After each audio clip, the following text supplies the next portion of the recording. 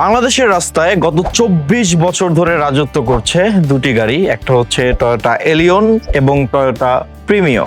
সকালে অফিস যাওয়া, বিকেলে পরিবারের সাথে ভ্রমণ অথবা বিশেষ কোনো কাজে সকলের সঙ্গী ছিল এই দুইটি গাড়ি, টয়োটা এলিয়ন এবং প্রিমিও। এই গাড়িগুলো মানে নিশ্চিন্তে যাত্রা, ক্রেতাদের চিরচেনা পছন্দের নাম।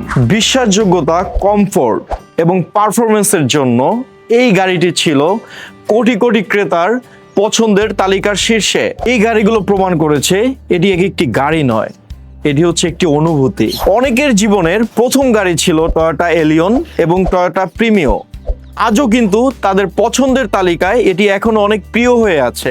এটা যেন এক টাইমলেস লেজেন্ড। কিন্তু দুঃখের খবর হলো আগামী বছর থেকে টয়োটা এলিয়ন এবং টয়োটা প্রিমিও বাংলাদেশ মার্কেট থেকে কিন্তু ডিসকানেক্ট হয়ে যাচ্ছে, কারণ জাপান মার্কেটে 2021-এর পরে টয়োটা এলিয়ন এবং টয়োটা প্রিমিও ওনারা আর প্রস্তুত করছে না। হ্যাঁ, আপনি ঠিকই শুনেছেন, এই জনপ্রিয় মডেলগুলো কিন্তু আর বাজারে আসছে না। তাই এখনো যারা টয়োটা এলিয়ন এবং টয়োটা প্রিমিও ভালোবাসেন তাদের জন্য এটা শেষ সুযোগ এবং সেরা সময় এই দুটো গাড়ি পারচেস করার জন্য।